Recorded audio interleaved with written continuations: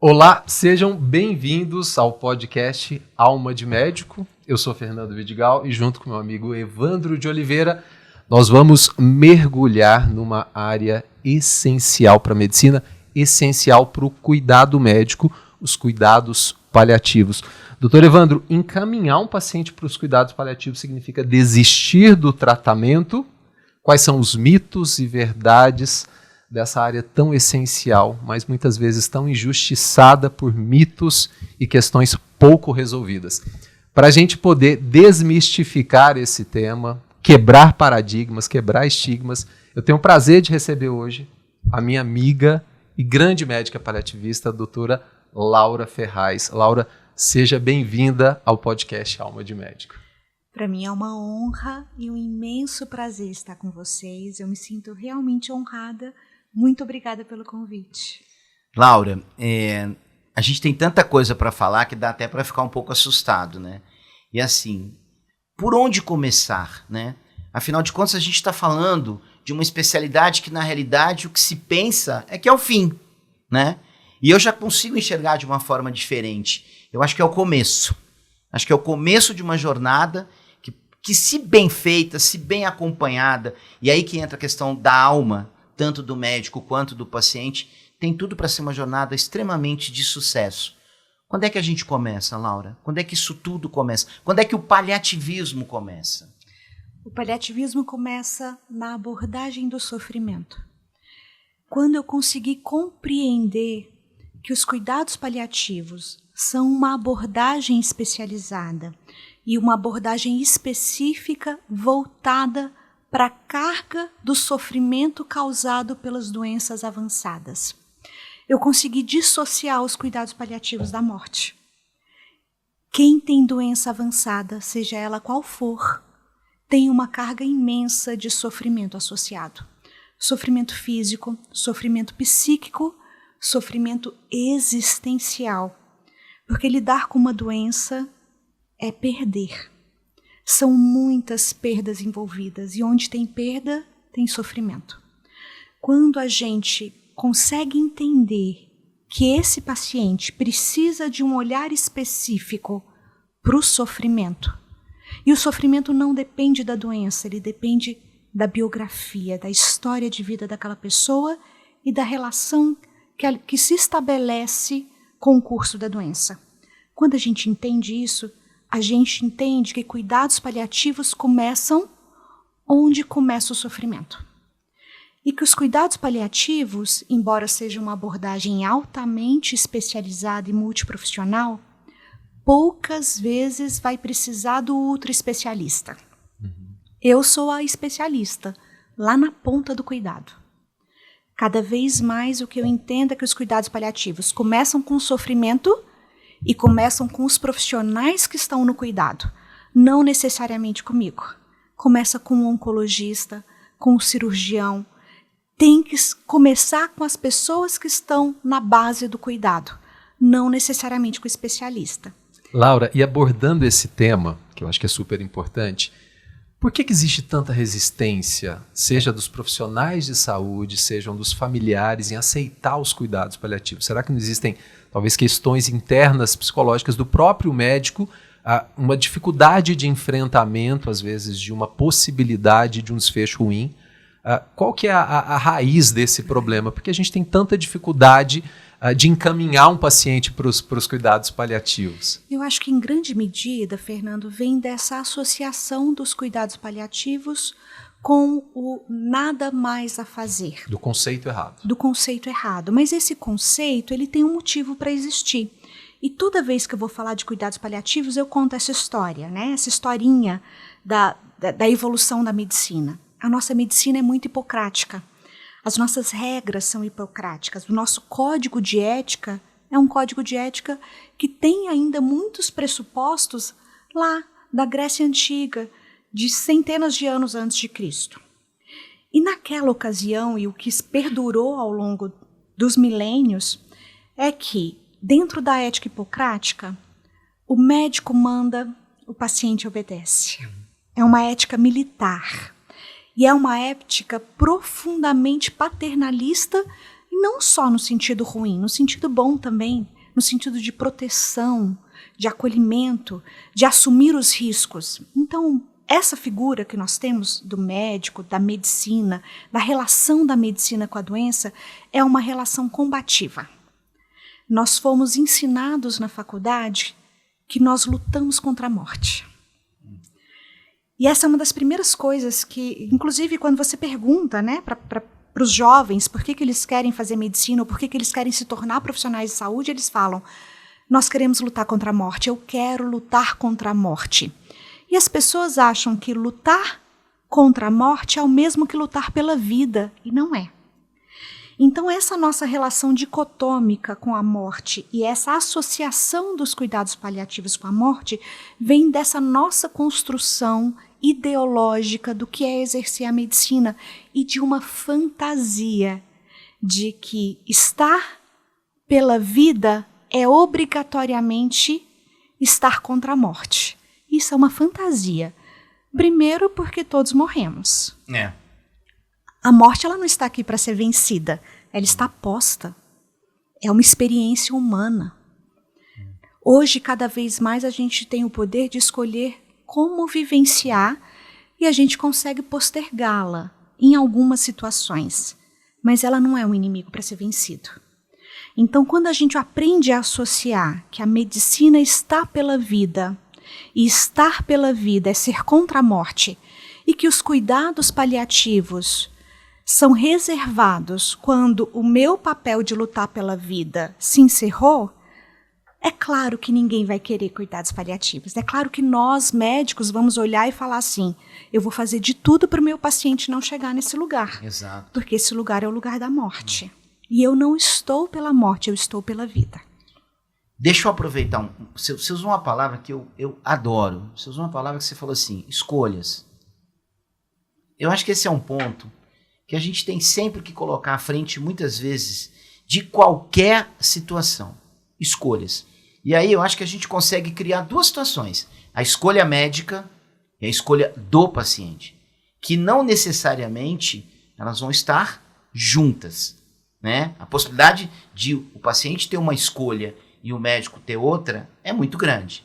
No paliativismo, como é que você lidar com isso? Se um paciente chega para você e diz assim: doutora, para mim já deu, eu não quero mais pensar, eu preciso ir embora, chegou a minha hora. E você consegue, do ponto de vista médico, enxergar que ainda existe muita coisa que pode ser feita. E aí, doutora Laura? O que a gente faz? Limite questão, ético, né? Um pouquinho limite eutanásia, de escolhas, de outras questões. Né? Livre-arbítrio, que eu acho fantástico. Como é que a gente faz com isso, Laura? Sabe que quando a gente fala de ética médica, a nossa ética médica, a ética médica ocidental, de uma forma geral, ela é muito calcada no principialismo, que são os 4 princípios, né? Beneficência, não maleficência, justiça e autonomia. Quando esses princípios foram criados lá na esteira da luta pelos direitos civis na década de 60, os criadores do principialismo, dessa doutrina, dessa filosofia, Bishop e Childress, eles advogavam uma igualdade de poder desses 4 princípios. Mas isso nasceu numa sociedade anglo-saxã. E a sociedade anglo-saxã tem um pressuposto muito importante, que é o pressuposto da autonomia. Por causa da ética protestante, da forma como essas sociedades se estabeleceram. Um livro muito interessante, inclusive, fala sobre isso, né, que é a História da Autonomia Anglo-Saxã, do professor Volney Garrafa. Ele aborda que esse pressuposto, essa supremacia da autonomia dentro das sociedades anglo-saxãs vem muito dessa experiência da construção da ética protestante, em que houve uma ruptura com a Igreja Católica pelo direito de ler e interpretar a Bíblia, isso é, pela autonomia. E essas sociedades foram construídas dentro desse conceito de uma autonomia muito superior a quaisquer outros valores. Isso não é ruim, isso é bom. Isso só não pode ser empregado irrestritamente nas nossas culturas, na nossa cultura latino-americana, católica, né? E aí, quando o senhor me pergunta isso, doutor Evandro, quando o senhor fala assim, olha, e quando o paciente, dentro da sua autonomia, não deseja mais se tratar, por exemplo, mas você, como médico, sabe que esse paciente tem várias alternativas de tratamento.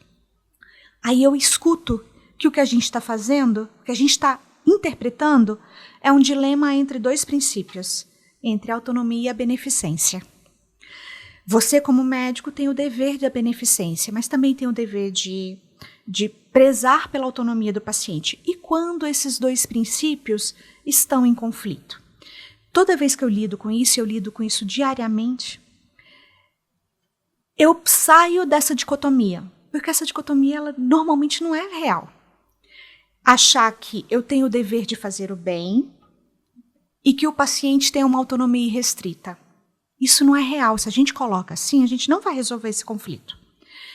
Eu tento olhar dentro da ética do cuidado, que é a nova forma como a gente agora tem abordado cada vez mais os dilemas éticos. A gente tem migrado de uma ética hipocrática de deveres e obrigações militares. Ao médico cabe escolher o melhor tratamento e providenciar pela beneficência primo non nocere, não fazer o mal, né? Primo non nocere, e ao paciente cabe obedecer. Essa é uma ética hipocrática. E a gente tem que é bem militarizada. Inclusive, sim, as palavras que a gente usa, né, são muito militarizadas. As pessoas não lidam com câncer, elas lutam contra o câncer. O paciente, ele não faleceu, ele perdeu a batalha depois de lutar. Então a gente assume essa postura e a nossa fala diz sobre isso, né? Uma postura militar, em que a morte é uma derrota, em que não suportar até o fim é uma desistência e que o paciente tem que suportar, porque ele vai vencer a batalha. E o médico uma postura muito de general, né? Da pessoa que coordena, que comanda, que enfrenta, que incentiva. A gente está migrando desse entendimento para uma ética voltada para o cuidado, em que existe um papel muito especial da autonomia, mas não é uma autonomia irrestrita. E existe uma inversão desses poderes. A ética do cuidado é um compartilhamento de poder. E a ética do cuidado fica dentro de algo maior, que é o cuidado centrado na pessoa. E os cuidados paliativos são um exemplo muito bom de cuidado centrado na pessoa. Mas a gente tem que conseguir trazer isso para tudo. Você consegue entender essa mudança de contexto, né? Como você muito bem colocou. Eu poderia interpretar isso como leigo, que seria um aumento da autonomia que o paciente pode ter em relação às escolhas que ele pode ter? Hoje nós temos pacientes cada vez mais lúcidos, as pessoas mais lúcidas e mais letradas em saúde. E isso é poder. Quando o paciente senta na nossa frente e quer discutir e quer ouvir a sua opinião, mas ele quer poder decidir se ele vai ou não vai submeter aquele tratamento e até onde ele vai, isso é compartilhamento de poder. Isso vem de um letramento. As pessoas estão cada vez mais letradas nas condições que elas vivem e tem que ser assim. Então, quando a gente enxerga esse dilema de beneficência e autonomia, a gente tem que conseguir sair dessa interpretação e ir para a ética do cuidado. De falar, eu sei um pedaço desse quebra-cabeças, que é a biologia. Existe um outro pedaço do quebra-cabeça, que é a história de vida, a biografia. O planejamento do cuidado de qualquer doença grave tem que ser pela junção desse quebra-cabeça. Nós, médicos, profissionais de saúde, temos algumas peças, que são as peças técnicas essenciais. A gente não faz nada fora daquilo que é eticamente indicado e tecnicamente excelente. Esse é o nosso pressuposto. Eu sou tecnicamente excelente.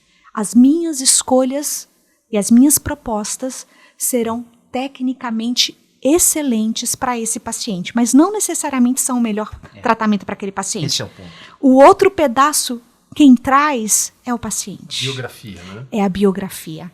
É o paciente que vai olhar e falar, eu entendo que esse daqui é o melhor tratamento técnico, mas espera aí que ele não está cabendo na minha vida. Espera aí que ele não está cabendo nos meus valores. Fernando, eu juro que vai ser a última. Mentira, eu vou fazer outras. Fique à vontade. Mas é porque o Fernando tá muito empolgado. Eu tô começando a ficar mais do que ele. Laura, a gente está aqui dividindo espaço, 3 pessoas que lidam com uma doença que eu concordo plenamente com você. É uma batalha que a gente sabe o final, né? De uma certa forma a gente sabe o final. Mas eu queria colocar um ponto aqui, até para te ouvir também, Fernando, em relação às situações que acontecem, né? Eu não gosto desse termo, tá? Eu tenho um pouco de dificuldade de usar. Esse paciente é fora de possibilidade terapêutica. Eu acredito em milagres. Então, só para jogar mais uma pimentinha aí. Mas aonde que eu quero chegar para ouvir até a opinião do Fernando também? Porque a gente acaba lidando com isso na prática do dia a dia. Como é que você vai se comportar? Como é que vocês vão se comportar numa situação em que você se depara com um paciente de 30, 28, 25 anos de idade, em que você sabe que no seu quebra-cabeça, que a questão técnica, ela já te traz informações para dizer assim, esse paciente não vai chegar aos 40, né? E a gente entende como o ciclo da vida, o quê? 90 anos? Eu não acho que ninguém morre aos 90. Para mim, 90 anos é fechar um ciclo, na minha concepção. Mas como é que vocês conseguem lidar com uma situação dessa? Chega um paciente em que, infelizmente, já chega com uma carga extremamente pesada, que é o câncer, com 30 anos de idade, com tanto livro para ler, com tanta história para contar, e a gente vai entender que realmente é um ciclo que, na minha opinião, se vai fechar mais cedo. Como é que a gente faz isso? Eu vivi esse dilema durante muitos anos, porque como oncohematologista e especialista em leucemias, um dos grandes motivos para eu ampliar os meus recursos de cuidado foi exatamente porque eu lido com pacientes muito jovens, lidando com doenças rapidamente fatais. E isso para uma alma de médico, uma alma jovem de médico, como já foi a minha um dia, poderia até ter me quebrado, e acho que me quebrou algumas vezes. Para eu entender isso, eu fui olhar a natureza. A natureza. Não existe nenhum pressuposto de que o correto é morrer velho.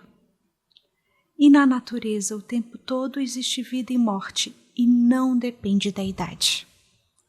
Os ciclos naturais, e isso que a gente chama de ciclo natural, que é de uma vida que se estende até perto dos 100 anos, e de preferência que tenha tido filhos, netos, bisnetos.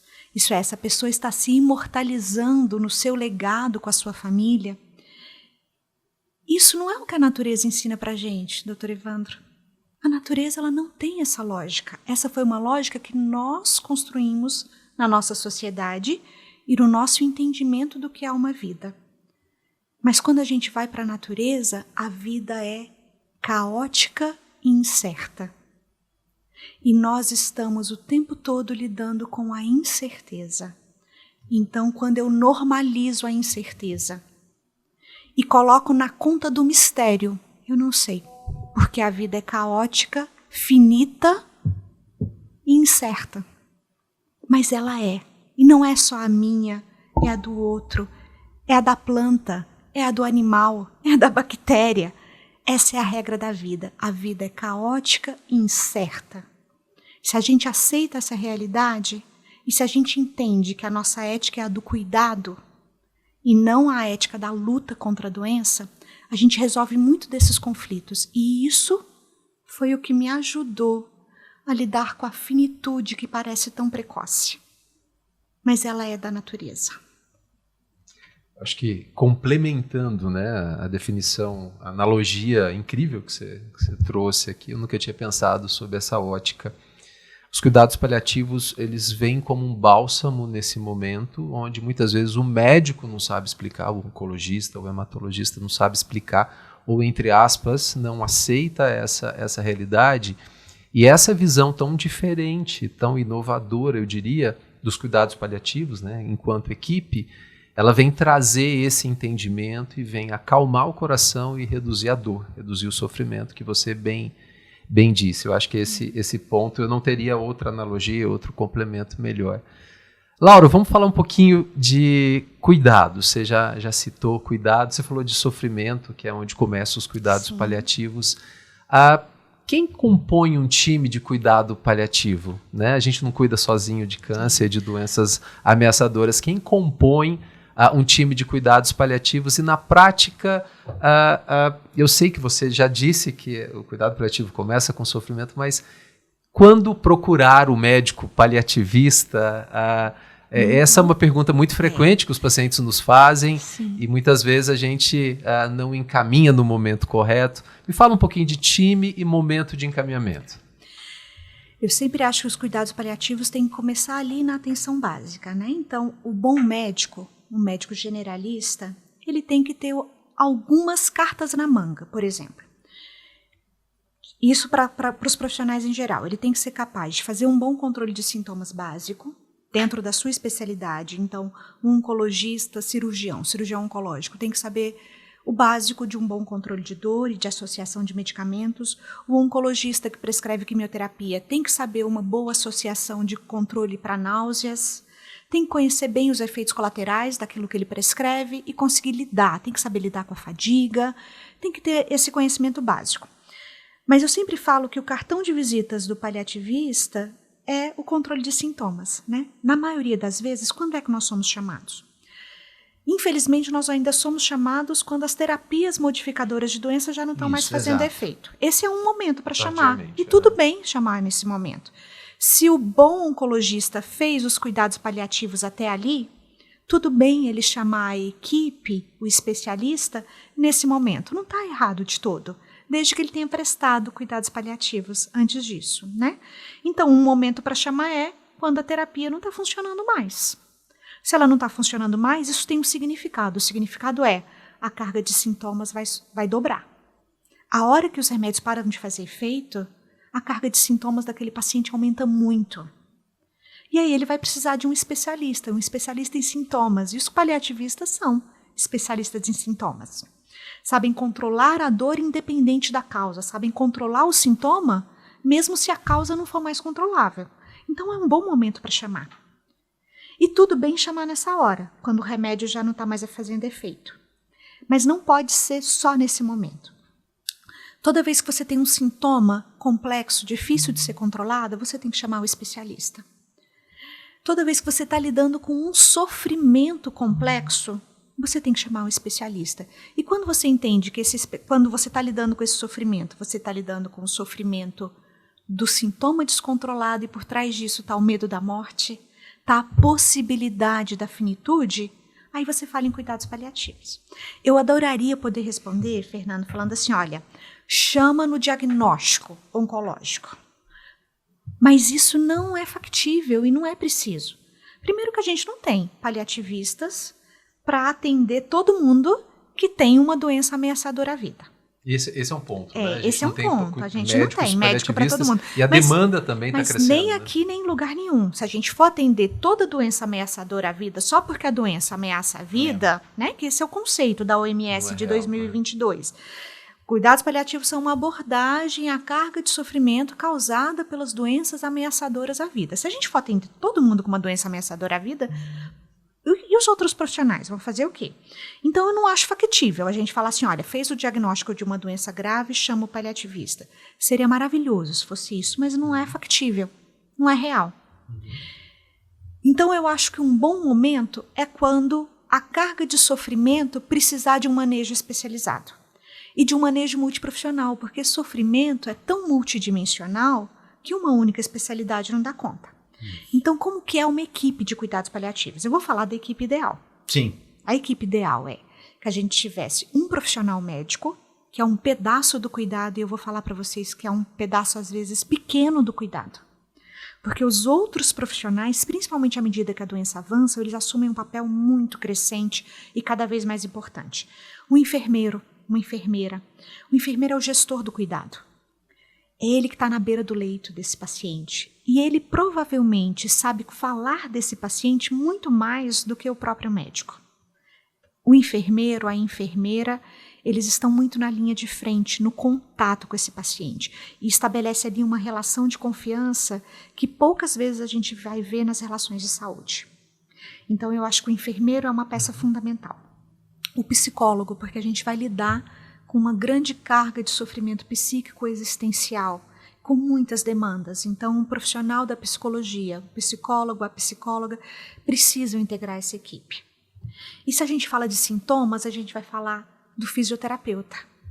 O fisioterapeuta tem um papel crescente e importante à medida que a doença avança. Se eu falo de uma doença oncológica, por exemplo, em que esse paciente vai sofrer com sarcopenia, vai perder funcionalidade, o fisioterapeuta ali na linha de frente, cuidando da funcionalidade, preservando a musculatura proximal para garantir mobilidade, tratando a dor miofacial, fazendo a reabilitação paliativa. Ele tem um papel crescente, cada vez mais importante.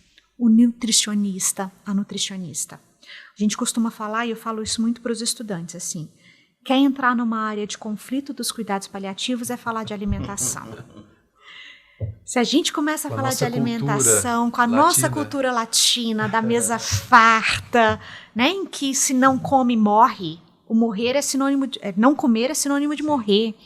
Então a gente pensa num profissional. Tá doente porque não come. Tá doente porque não come. Não é porque tá com câncer avançado, é porque não tá comendo, né? A gente tem essas fantasias. E eu, como mãe, eu reproduzo isso. E entendo completamente os pacientes, as famílias, quando falam, doutora, pelo amor de Deus, ele vai morrer. Ele não comeu nada. E aí você olha para o paciente e fala, sim, mas ele está no processo de falecer porque ele tem uma doença grave e incurável. E está parando de comer por causa disso, né? É o contrário. Mas então imagina o papel de um nutricionista, de uma nutricionista, na gestão desse cuidado, na psicoeducação dessas famílias e na preparação para o momento em que o alimento não vai significar nutrição, vai significar prazer, vai ter uma outra dimensão. Então, se a gente pensa na equipe completa, uma equipe multiprofissional, esses seriam os profissionais mínimos, basal. Mas eu poderia pensar na fono, eu poderia pensar em várias outras camadas. Mas se a gente tiver um enfermeiro, enfermeira, psicóloga, fisioterapeuta e a equipe médica caminhando juntos, a gente já está falando de um time fabuloso. E a espiritualidade, como é que a gente poderia colocar uma cereja no bolo aí? Eu acho que outros profissionais... Olha, se eu quiser falar da equipe sociais, dos sonhos, a gente vai chamar um capelão. Por isso que eu acho que os cuidados paliativos, se você me der essa liberdade, é muito mais do que uma especialidade médica, é uma área de atuação e muito mais do que isso é uma filosofia. Né? Eu acho que a gente sai de um extrato aqui de especialidades e entra numa definição muito mais complexa, muito mais abrangente, transcendental, eu diria. Né? Então, Laura, como é que é essa questão aí, você já vai falar e volta a dizer, como é que você aborda a espiritualidade, como é que você se prescreve espiritualidade, a gente precisa ter um líder espiritual ali nesse time, como que a gente organiza isso em relação a esse tópico que naturalmente vem à flor da pele, vem à tona no momento onde você se depara com a possibilidade de morte. Né? Então isso vem à tona e a gente tem que de alguma maneira abordar isso. Como que você faz pensando no time? Até por questão de crença, né? Sim. Existem muitas situações que a gente observa que a crença ela acaba sendo às vezes muito mais forte até do que o médico oferece em termos de terapêutica, de toda essa equipe multidisciplinar. A gente observa que muitas vezes, por questões de crença, né, isso passa a ter um peso muito grande. Eu demorei muito a entender como era essa relação da espiritualidade, do milagre, com a finitude. Se a gente fala de doença avançada, necessariamente a gente está falando da morte em ideia, mesmo que ela não se concretize, né? Mas existe o medo, existe a possibilidade, toda doença avançada que traz uma grande carga de sofrimento, ela pode levar o paciente à morte. E esse é o grande medo. E a morte, ela está na caixinha do mistério. Né? A gente lida com o mistério quando a gente fala de finitude, o que vem antes e o que vem depois da vida. Então ela está no mistério. E quando a gente fala de mistério, a gente fala de espiritualidade. Eu demorei a entender que espiritualidade e religiosidade são coisas diferentes. Exato. A religiosidade, ela pode ser uma manifestação da espiritualidade. Ela pode ser uma organização dessa espiritualidade. Então, quando uma pessoa me fala assim, olha, doutora, eu sou católico, apostólico, romano, como é que eu leio isso? Eu leio assim, a espiritualidade dessa pessoa se organiza e se traduz dentro desta religião católica. E aí eu tenho alguns pressupostos sobre como ele vai pensar e como ele vai agir, quais são os valores dele. Mas essas coisas não são tão match, sabe? Porque cada um vivencia a sua religião bem à sua maneira, e nós brasileiros, então... Customiza. A gente customiza totalmente, isso é fabuloso. Isso é uma mega habilidade, né? Nós somos flexíveis, nós somos um povo culturalmente flexível. Por isso a nossa religiosidade é flexível e toda misturada, e isso é lindo, isso é maravilhoso.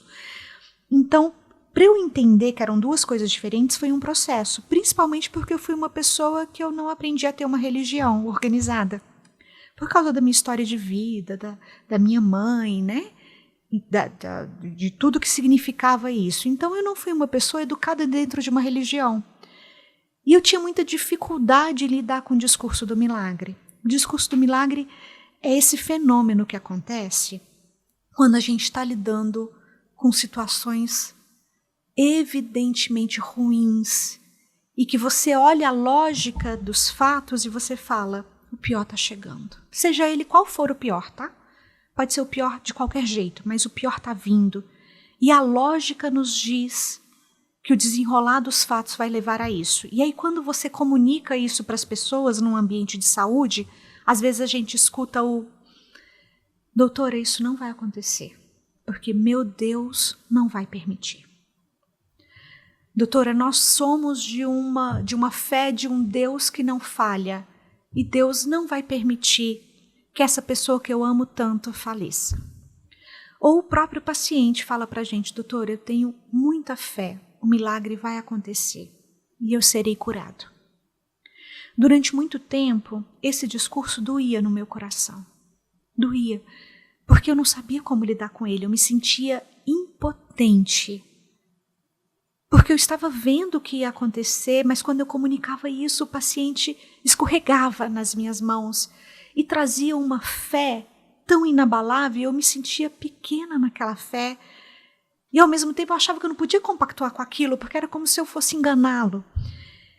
E o entendimento do que é a espiritualidade me ajudou bastante, porque quem é contra o milagre?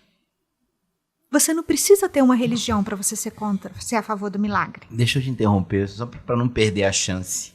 Você falou a palavra milagre 3 vezes em menos de 60 segundos.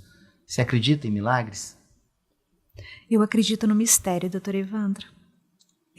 Já vivi tantas coisas que o meu parco conhecimento de ciência não me permite explicar, mas tantas coisas que hoje, cada vez mais, eu acredito no mistério. Eu acredito que existe uma grande porção da existência que o meu conhecimento científico não abarca. E que a gente pode dar vários nomes a isso, inclusive mistério. Eu sempre conto essa história. Toda vez que eu vou falar de prognóstico, dá uma notícia muito ruim, por exemplo, ontem eu estava no hospital que eu trabalho e fui fazer uma reunião familiar e a reunião era para comunicar que aquela pessoa tão querida, aquela mãe tão amada, estava vivendo fase final de vida. E dentro dessa fase final de vida, ela provavelmente faleceria em poucos dias, que poderiam até virar 1 semana, 2, mas que a gente não achava que seria além disso. E toda vez que eu vou fazer esse discurso, eu conto uma história. Eu falo, olha, eu estou falando do que está no livro e do que acontece com a maior parte dos pacientes, como a Dona Maria. Mas eu não sei como vai ser com a Dona Maria, porque isso está no mistério. Eu sei como aconteceu com outros pacientes, como a Dona Maria, idosos com essa mesma doença, que é grave, que é incurável, que estão apresentando esses sinais, esses sintomas. Esses pacientes, eles falecem. Mas eu já me enganei. E aí eu conto essa história que eu vou contar para vocês. Há alguns anos, eu jovem médica, né, hematologista, uma senhora que tinha uma doença que era um linfoma primário do sistema nervoso central. E ela era bem idosa, já estava perto dos seus 80 anos. Veio para a gente depois de uma manipulação cirúrgica, então ela já estava muito acamada, muito doente. E a gente ficou em dúvida se faria ou não faria o tratamento, porque o tratamento é de alta intensidade, exige uma carga de quimioterapia, de um remédio chamado metotrexate, que penetra no cérebro, só que é uma dose super alta. E a gente coloca esses pacientes frágeis, às vezes muito no limite entre a vida e a morte pelo tratamento. E a gente ficou em dúvida, ela já é tão frágil, ela é tão idosa, mas essa doença é curável. Essa doença é curável e se responde, ela tem a chance de ficar curada. E não é uma chance assim de 1%, 5%. Era uma chance de mais de 50% de ficar curada. E aí nós fizemos o tratamento. Eu prescrevi a quimioterapia. Com muita dúvida, com muita angústia. E logo que ela fez os 3 dias de quimioterapia, essa paciente, um dia eu cheguei na enfermaria e ela foi piorando durante a tarde, piorando. E no final do dia, ali na metade da tarde, ela começou a ter uma postura que na medicina vocês vão entender, é a descerebração, Sim. né? Quando o paciente ele tem uma postura, um espasmo de extensão de mãos e pés, e aí aquilo ali é um sinal de que o cérebro está muito comprimido, muito inchado, e a gente costuma usar um termo que é o herniar. O cérebro inchou tanto, que parte do cérebro está saindo por baixo ali na calota craniana, né? Na base do crânio. Então ela estava herniando. Isso para a gente, como médico, isso é incompatível com a vida. E aí eu chamei os filhos dessa senhora. Eram 8 filhos e filhas. Todos vieram rapidamente, todo mundo trouxe seu esposo ou sua mulher, né? Então eu tinha 16 pessoas dentro de uma sala apertada e eu falei muito claramente, olha, a dona Joana tem uma doença grave, nós já vínhamos conversando sobre isso. Nós tentamos um tratamento para a dona Joana, nós explicamos os riscos, mas a dona Joana está com sinais de que ela está falecendo. E isso não é reversível. O mais provável é que a dona Joana faleça nas próximas horas. Eu sinto muito por dar essa notícia a vocês. Uma das filhas levantou, olhou bem para mim e falou assim, você é uma mulher sem fé. Eu não aceito que você fale isso da minha mãe, você é uma mulher sem fé. Levantou e saiu. Eu fiquei muito abalada na hora, eu não sabia como lidar, muito jovem, né? E eu tinha dado a notícia de uma forma muito direta também. Os filhos ficaram preocupados comigo. Olha que generosidade dessas pessoas, né? Eu sempre me encanto com a generosidade dessas pessoas no momento da dor. Mas os filhos ficaram preocupados e falaram, doutora, não preocupa, ela é assim mesmo, a gente entendeu o que a senhora falou, me deram um tapinha nas costas, até me consolaram. E eu fiquei com aquilo pesando no meu coração, né? Uma pessoa levantar, olhar nos seus olhos e falar assim, você é uma pessoa sem fé. E ir embora e abandonar a sala daquele jeito, aquilo me pesou. Antes de ir embora, ali por volta de 7 horas da noite, eu ainda fui lá na dona Joana mais uma vez, consolei a família, expliquei quais seriam os procedimentos, o que eles poderiam fazer assim que a dona Joana falecesse. Quase antecipei um atestado de óbito. Da dona Joana. Fui me despedir da dona Joana e quase antecipei um atestado de óbito, sabe, Evandro? Naquela inexperiência, né? O médico jovem é corajoso, né? A gente fala umas coisas. Tomara que o mistério apareça aí, vamos lá. Pois enfim, eu fui embora e no outro dia eu voltei muito cedo, eu sempre cheguei muito cedo na enfermaria, na época eu coordenava a enfermaria, e quando eu cheguei, dona Joana estava sentada tomando mingau de aveia. Mistério. E quem estava ao lado dela, obviamente? A filha. E o que a filha falou para mim? Não falei, doutora, que a senhora era uma mulher sem fé. E aquilo foi uma grande lição de humildade. Eu conto essa história para as famílias quando eu vou falar de prognóstico. Quando eu vou dar uma notícia muito ruim, eu falo, olha, eu já me enganei algumas vezes, mas uma vez eu me enganei muito, eu vou contar para vocês. Eu estou falando para vocês o que a minha parca ciência e a minha parca experiência, até onde eles me permitem enxergar, mas eu já me enganei. E esse engano é um mistério. O que aconteceu com a dona Joana? Gente, eu não tenho uma explicação para isso. Eu tenho um exame de imagem que mostra o que estava acontecendo. Só que essa situação se repetiu de diferentes formas, em diferentes contextos, de forma que eu aprendi a respeitar profundamente o mistério. E quando a família vem com o discurso do milagre, que é esse discurso, você dá uma má notícia, você fala o que você está enxergando, você, os 10 médicos que estão com você, toda a equipe multiprofissional, está todo mundo enxergando a mesma coisa, você comunica isso para a família ou para o paciente com toda a técnica e delicadeza possível, e essas pessoas devolvem com um discurso de fé. Quando elas devolvem com um discurso de fé, a minha postura é profundamente humilde, e a minha postura é: eu também desejo.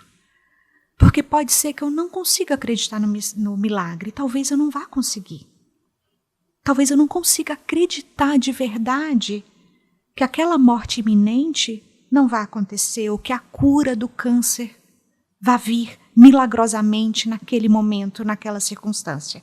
Tudo bem eu não acreditar nisso. Mas sabe onde é que eu me conecto? Eu me conecto na esperança. Se o milagre acontecesse, eu ficaria tão feliz. E aí, por um instante, eu fecho os olhos e penso no quanto eu ficaria feliz se aquilo acontecesse. E ali eu conecto.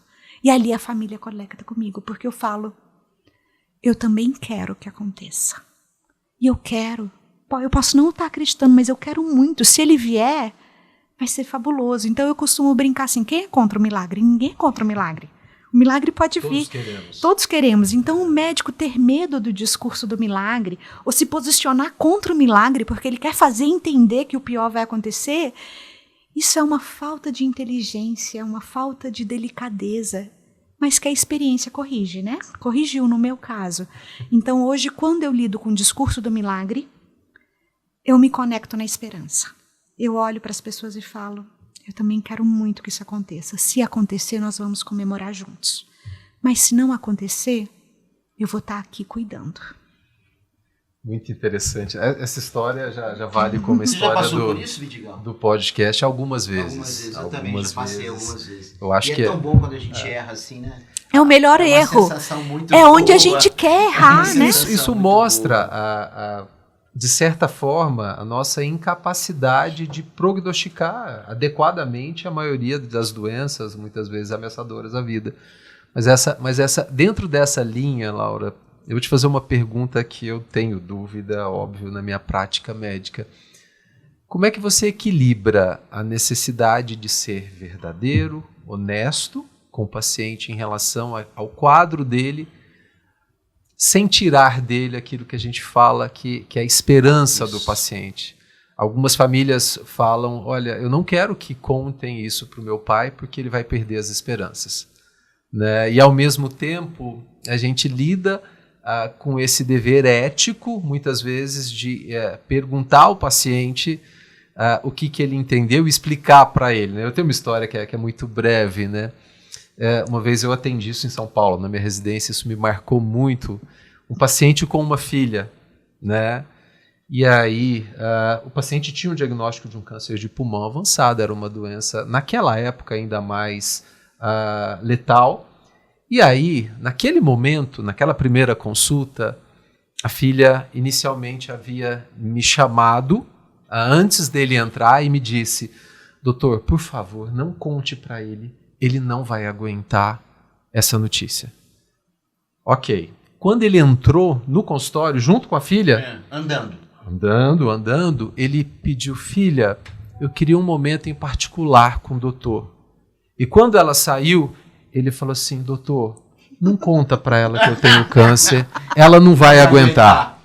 Então isso ilustra a conspiração do silêncio, que é um outro tema. Fernando. Mas como é que você trata isso? Ele estava mais pronto que ela. Como é que você trata isso, a necessidade de ser verdadeiro, mas ao mesmo tempo sem tirar essa, entre aspas, esperança do paciente? Como é que a gente equilibra honestidade e esperança, né?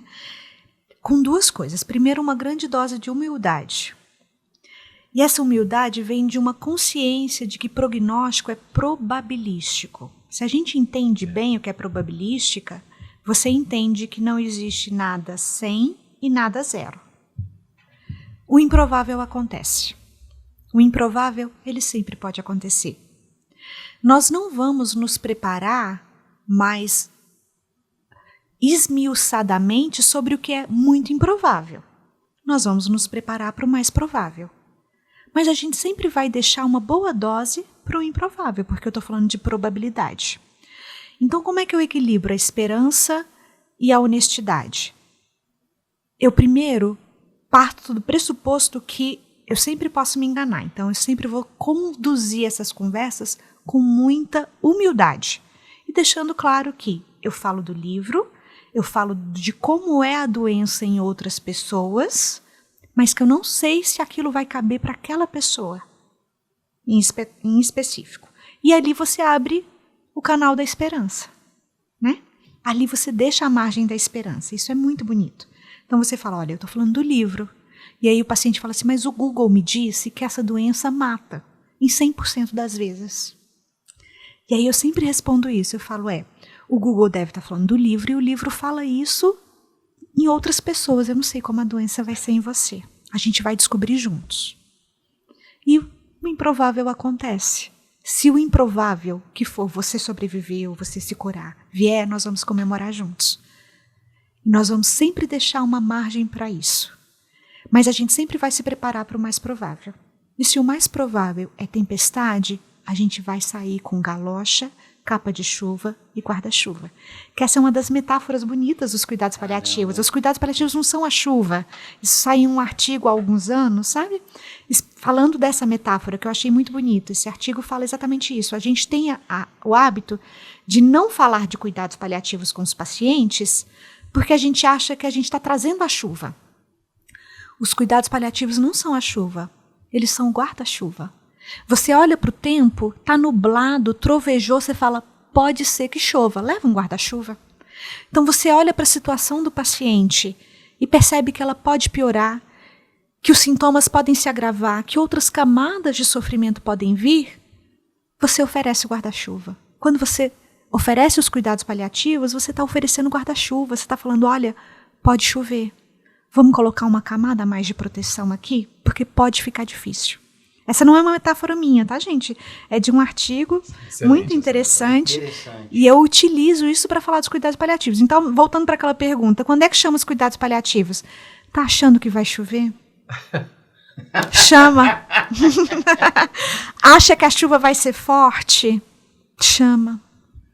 Acha que o paciente está frágil para aquela chuva? Chama.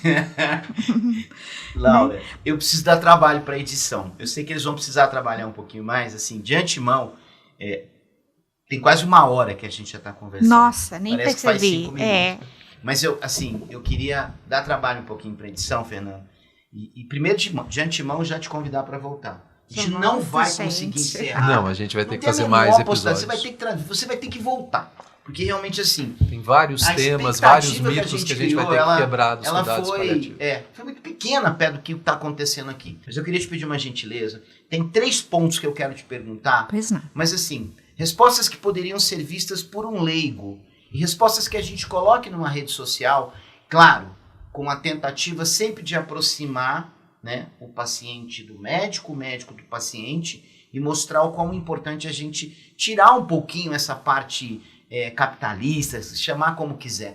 E aí, olha o que veio na minha cabeça. Não briga comigo, hein? O que veio na minha cabeça? Primeira coisa que eu queria te perguntar. Eu posso substituir a palavra paliativismo por dignidade? Pode, porque cuidados paliativos são um direito humano e resguardam a dignidade humana. Então, se você não deu conta de encaixar ali naquela sua frase a palavra dignidade, está faltando alguma coisa.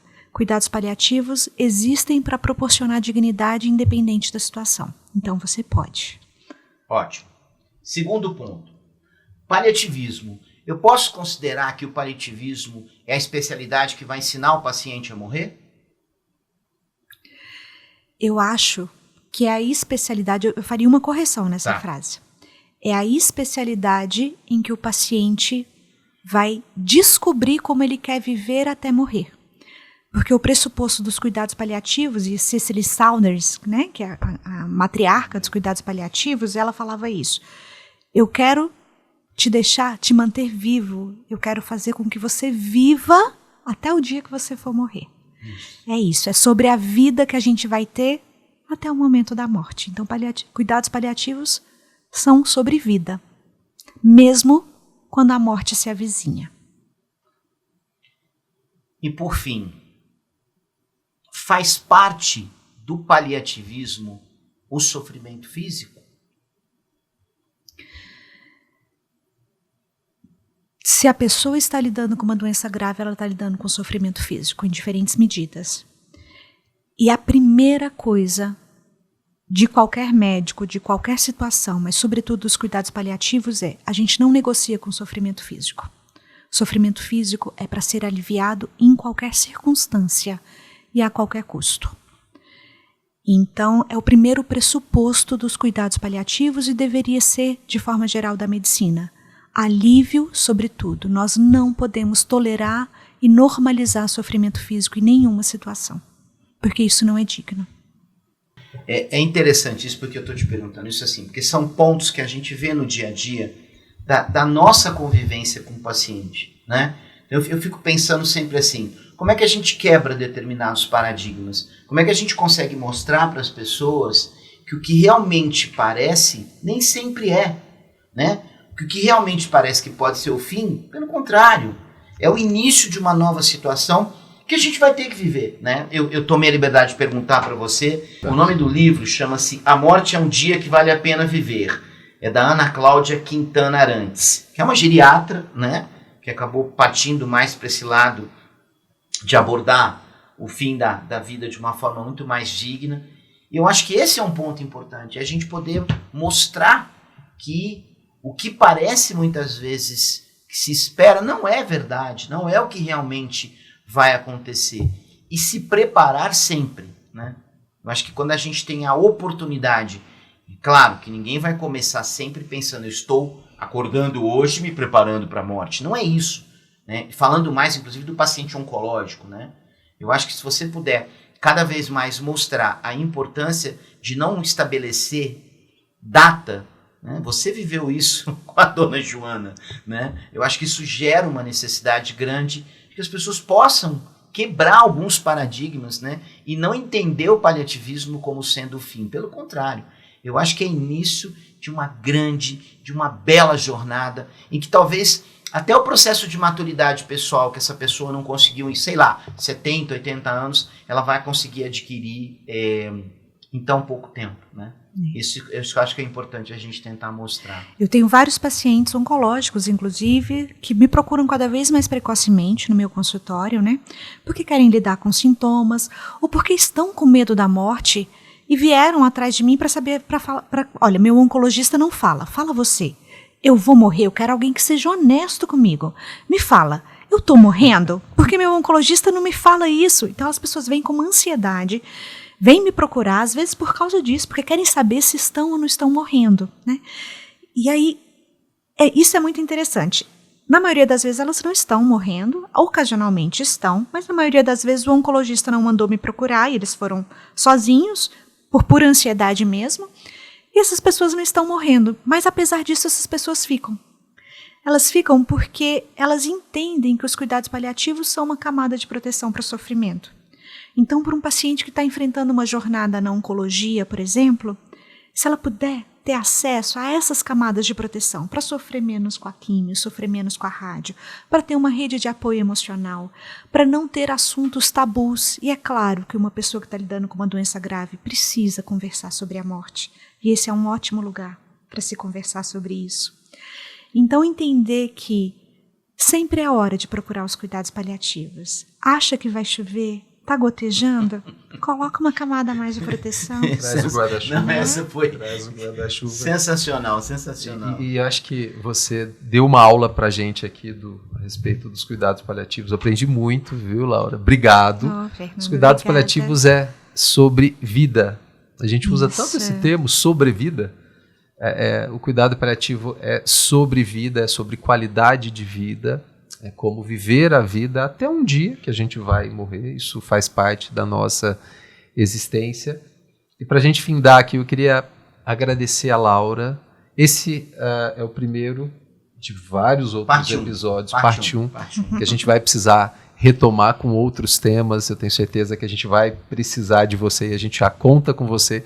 E já antecipadamente deixo o convite para próximos episódios. Laura, alegria imensa te receber, foi incrível. Obrigado. Obrigada, queridos. Uma honra estar aqui e sempre que chamarem estarei de volta.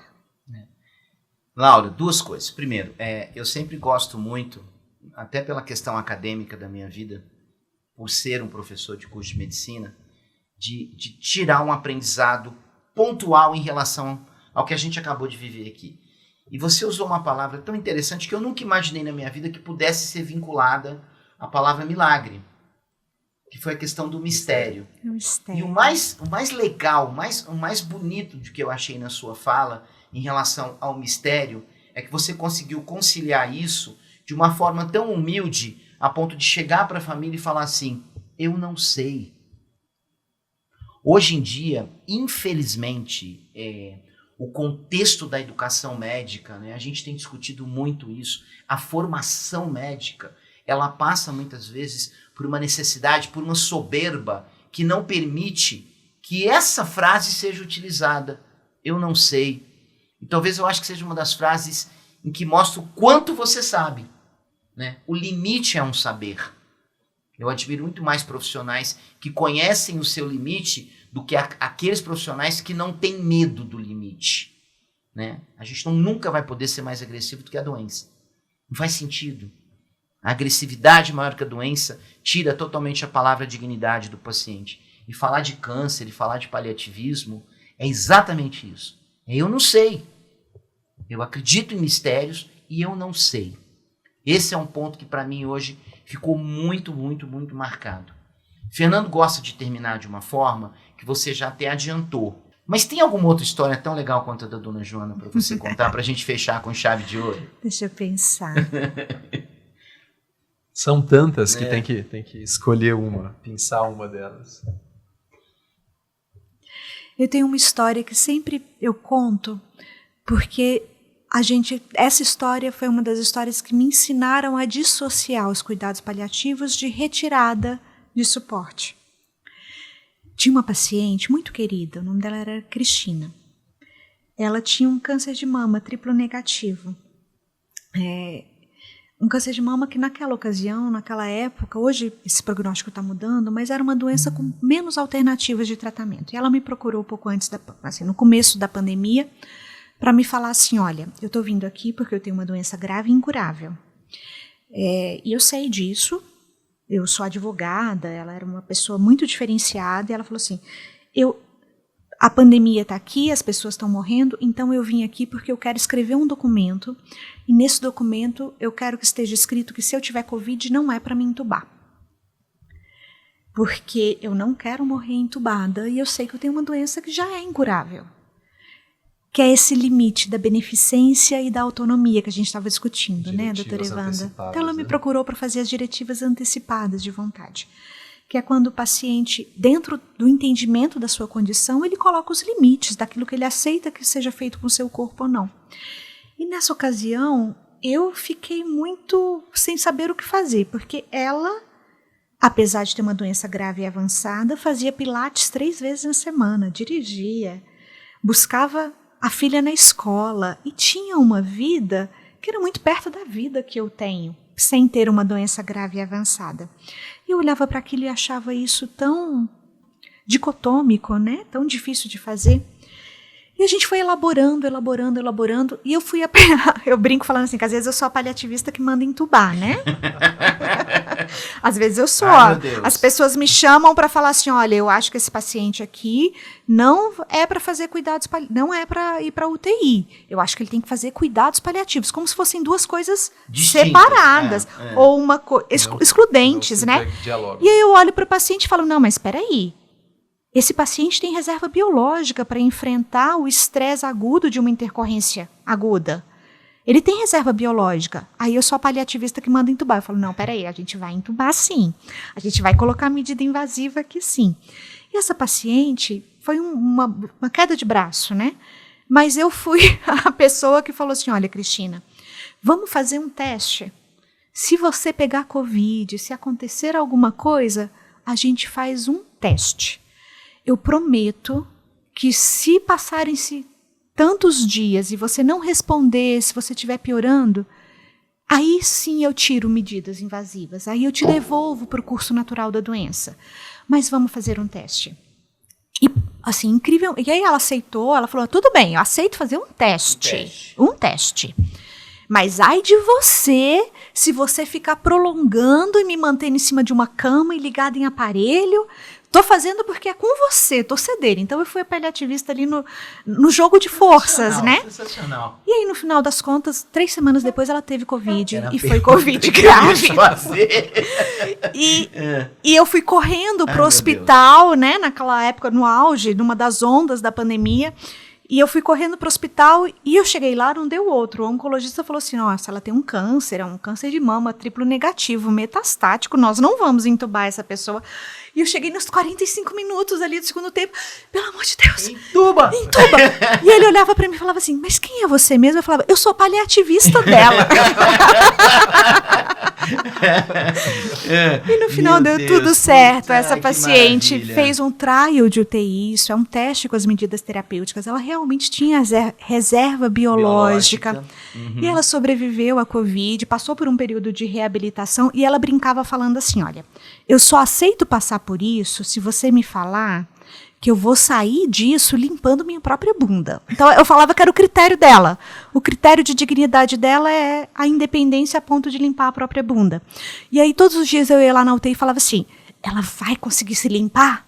Ela vai dar conta de tomar um banho sozinho? E o intensivista, calma, eu acho que vai. E ela passou por uma reabilitação que eu fiquei louca em cima dela, porque eu garanti que eu só iria fazer isso se ela, no final, desse conta de limpar a própria bunda, né? E aí, no final, ela deu e ficou alguns anos ainda dando conta de se limpar. Ela faleceu recentemente, essa, inclusive, é uma homenagem a essa pessoa fabulosa, né? Que teve E aí, quando ela chegou agora, mais perto do falecimento dela, ela olhou para mim e falou, agora eu acho que eu não limpo a própria bunda. Eu falei, Cristina, eu acho que agora não. Aí ela falou, então eu tô pronta. Mas ela ganhou anos de vida, né? Ela colocou qual foi o limite da dignidade dela. Então essa foi uma experiência que me mostrou que cuidados paliativos não estão associados à limitação terapêutica. Estão associados a um ótimo raciocínio clínico que me diz qual é a probabilidade daquele paciente sair daquela situação dentro dos seus limites de dignidade. Porque quem diz o que é dignidade é a própria pessoa. Então a gente escuta qual é a dignidade, o que é dignidade para aquelas pessoas. E a gente mantém a vida dentro daquelas linhas que aquela pessoa traçou. E a história da Cristina foi fabulosa. Olha, obrigado, tá? Com certeza não tem a menor possibilidade de a gente ficar só nisso, tá? Eu queria aproveitar a oportunidade aqui. A gente sabe que nós estamos preparando podcasts que são voltados para a população de uma forma geral, né? Eu acho que hoje aqui a gente tem uma particularidade. Eu queria fazer um apelo, não só a toda a população que eu espero que tenha acesso a essa nossa conversa, essa parte 1 da nossa conversa, mas eu queria também pedir muito aos colegas médicos que vissem esse podcast, que assistissem esse podcast na sua íntegra. Aos meus alunos do curso de medicina, sem sombra de dúvida, eu vou divulgar, eu quero muito que vocês tenham acesso a esse podcast, né? Ou pelo YouTube, ou pelo Spotify, ou pelo Instagram, Alma de Médico, podcast Alma de Médico, porque sem sombra de dúvida o que a gente viu hoje aqui traz à tona de uma forma explícita o que é ter uma alma de médico, o que é realmente ser médico. E isso a gente não pode perder. Essa essência tem que fazer parte das nossas vidas 25 horas por dia. Então, por favor, não percam essa oportunidade, porque realmente faz toda a diferença naquilo que a gente escolheu ser, naquilo que a gente escolheu viver durante a nossa vida, seja como paliativista, seja como qualquer especialidade, mas é importante que a gente não perca essa essência. Então, vou aguardar vocês nas nossas redes sociais. Mais uma vez, obrigado, Laura. Obrigado gente, mesmo. Logo a gente está de volta, se Deus quiser. Estarei. Tá? Obrigada.